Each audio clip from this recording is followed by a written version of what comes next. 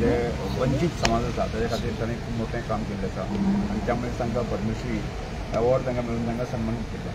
अशा व्यक्ती पयर म्हज्या बड्डे निमित्तान फंक्शनाक आयले 3-4 दीस गोंयांत आशिल्ले की पयर खूब जाणांचें हें आशिल्लें की सडनली येवन गेले की आमकां तांणी इंट्रोड्यूस करूंक ना अशें आशिल्लें म्हणून तांणी इंट्रोड्यूस केलें.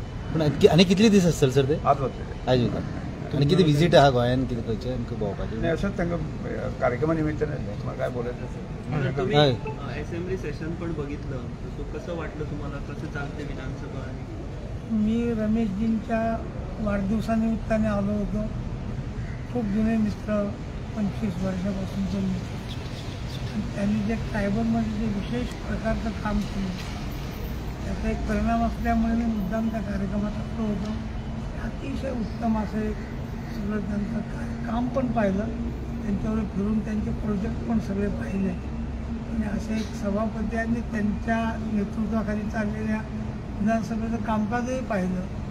त्याच्यामध्ये खूप बरं वाटलं. छोटी विधानसभा आहे तर स्वाभाविक आहे, 40 संख्या आहे, परंतु खूप बरं वाटलं. आणि रमेशजींचा मी उत्कर्ष अगदी डोळ्यांनी पाहिलेला आहे, शिक्षक म्हणूनही पाहिलेलं आहे 25 वर्षापूर्वी. आणि नंतर ते देशभरामधले एक ट्रायबलमधलं एक लँडमार्क ज्याला म्हणता येईल, आयडियल इन्कार्नेट ज्याला म्हणता येईल, अशा तऱ्हेचं काम त्यांनी उघड केलेलं आहे. ते प्रत्यक्ष पाहता आलं की कालपासून मग इतक्यात प्रबोधिनी वगैरे सर्व प्रकार आज त्यांना पुन्हा भेटून जाणार.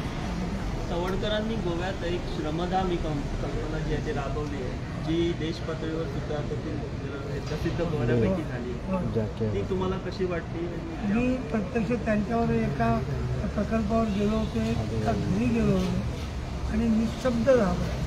3-4 अपंग असणारे तिथल्या लोकांसाठी त्यांनी बांधलेलं घर, ते तिथं प्रवेश केल्यावर त्यांच्या चेहऱ्यावरचं जे एकूण हास्य मी बघितलं, तर वंचितांना कसं नुसता आधार मिळाला तर त्यांच्या जीवनामध्ये एक असा निर्धार येतो, तसं काय मी पाहिलं. एक आदर्श आयडियल आणि प्रत्यक्ष श्रमदानात केलेलं, पण त्याच्यात म्हणजे प्रत्यक्ष श्रमदान केलेलं आणि 8-9 लाख रुपये जवळजवळ किमतीचं एक घर आणि इतकं उत्तम प्रकारचं मी देशभरामध्ये खूप ठिकाणी असे प्रकल्प पाहिलेले आहेत. पण हा युनिक प्रकल्प आहे आणि त्याबद्दल मी त्यांना धन्यवाद. Yes, thank you sir.